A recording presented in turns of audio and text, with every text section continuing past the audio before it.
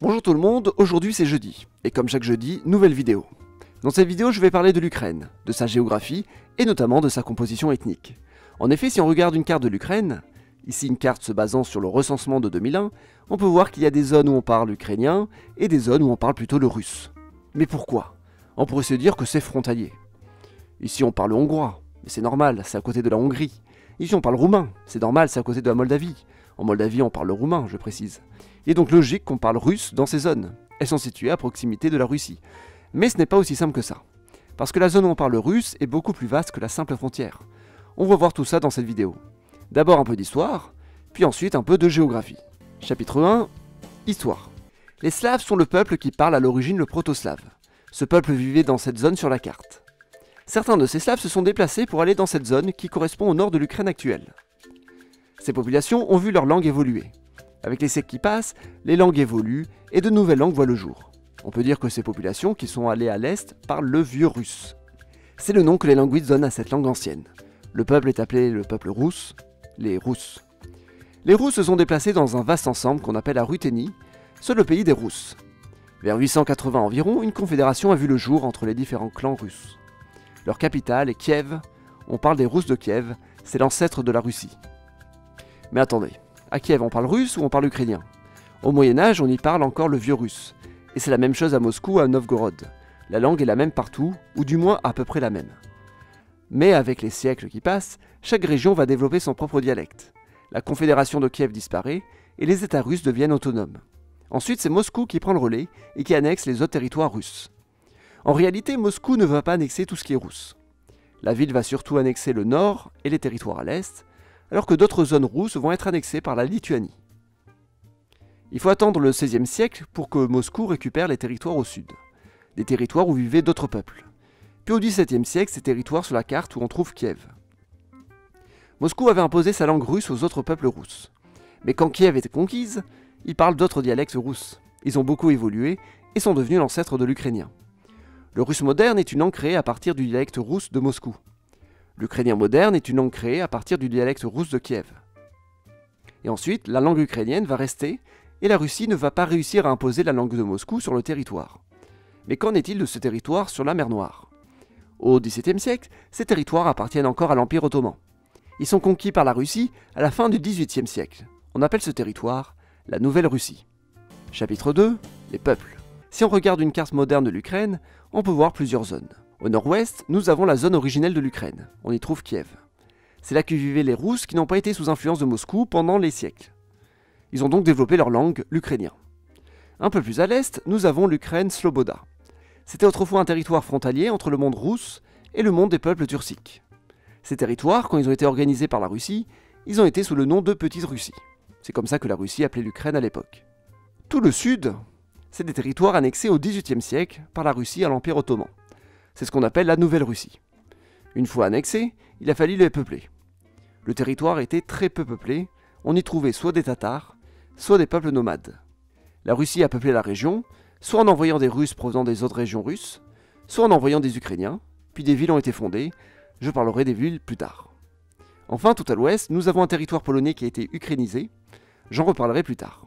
En 1922 a été créée la République socialiste soviétique d'Ukraine. Elle correspond au territoire de la Petite Russie, mais aussi à certains de la Nouvelle Russie. Le peuple ukrainien avait tenté d'obtenir son indépendance suite à la révolution russe. Même les territoires au sud avaient fini sous contrôle ukrainien. Voilà pourquoi ils ont été intégrés à l'Ukraine au sein de l'URSS. Les régions du sud ont été ukrainisées avec le temps, les populations russes baissant en proportion au profit des populations ukrainiennes. Dans les années 30, il y a l'Holodomor, une grande famille qui touche l'Ukraine, puis pendant la guerre, des millions d'Ukrainiens meurent. En 1954, la Crimée, qui est intégrée à la Russie, est déplacée vers l'Ukraine, mais elle restera russophone. Avec le temps, l'Ukraine a été ukrainisée et la langue russe est partie petit à petit, restant dans certaines régions, notamment la Crimée, mais tout se complique avec l'indépendance en 1991. Chapitre 3, l'indépendance. En 1991, l'Ukraine devient indépendante de la Russie. Les ogives nucléaires installées en Ukraine sont données à la Russie étant le seul pays à hériter de l'arsenal nucléaire soviétique. Mais il y a un problème, c'est la Crimée. Elle est peuplée majoritairement par des Russes, de plus on y trouve une grande base militaire navale. L'Ukraine et la Russie arrivent à trouver des arrangements. La base militaire est partagée entre les deux pays, la Russie a le droit de louer le port de Sébastopol, la Crimée reste ukrainienne, mais la langue russe est protégée. En 1997, les deux pays signent un pacte le 31 mai. C'est le traité d'amitié russo-ukrainien. Les deux pays se promettent de respecter le territoire de l'autre. Mais rien n'est simple. En 2004, lors d'élections présidentielles, un président pro-russe gagne. Mais on découvre qu'il y a eu de la triche et des manifestations demandent à refaire les élections. C'est la révolution orange. Les élections sont refaites et un président pro-ouest gagne. La Russie s'inquiète. Avec un président pro-ouest, l'Ukraine pourrait vouloir se rapprocher de l'Union européenne, ou pire, de l'OTAN. En 2010, un président pro-russe arrive au pouvoir. Tout ce qui avait été entamé entre l'Ukraine et l'Ouest est arrêté pour privilégier les contacts avec la Russie. Mais le peuple s'inquiète, ce qui crée de nouvelles manifestations en 2013.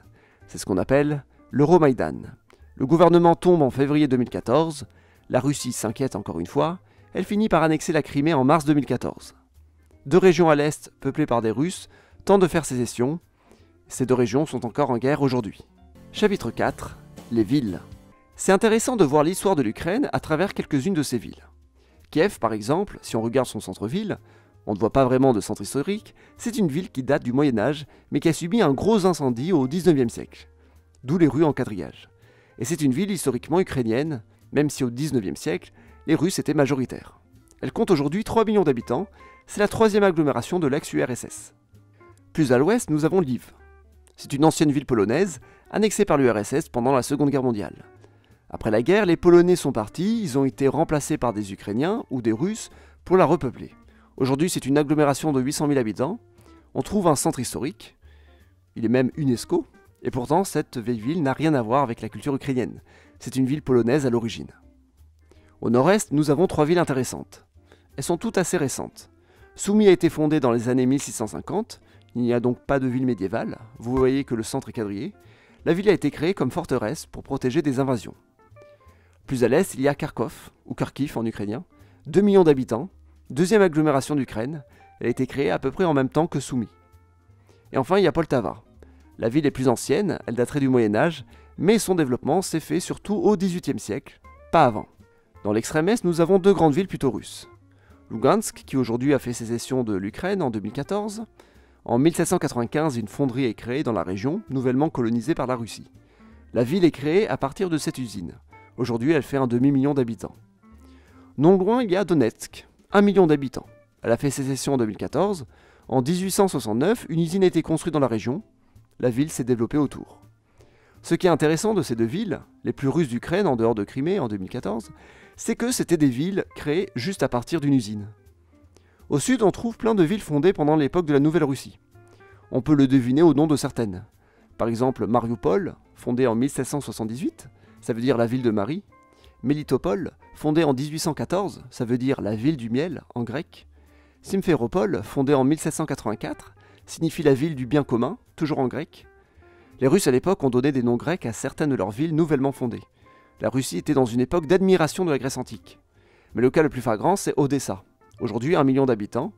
Le nom de la ville fait référence à une ancienne colonie grecque qui aurait pu être dans la région, mais aussi à l'Odyssée. D'ailleurs, on voit à quel point ces territoires sont peuplés depuis récemment avec ce qu'il y a autour des villes. Regardez Odessa, et regardez autour, il n'y a rien. C'est comme si la ville avait été fondée et que tout le monde s'était mis à vivre dans la ville, mais surtout pas ailleurs. Il faut aller à 230 km à vol d'oiseau pour trouver la deuxième plus grande ville de l'oblast d'Odessa, Izmaïl.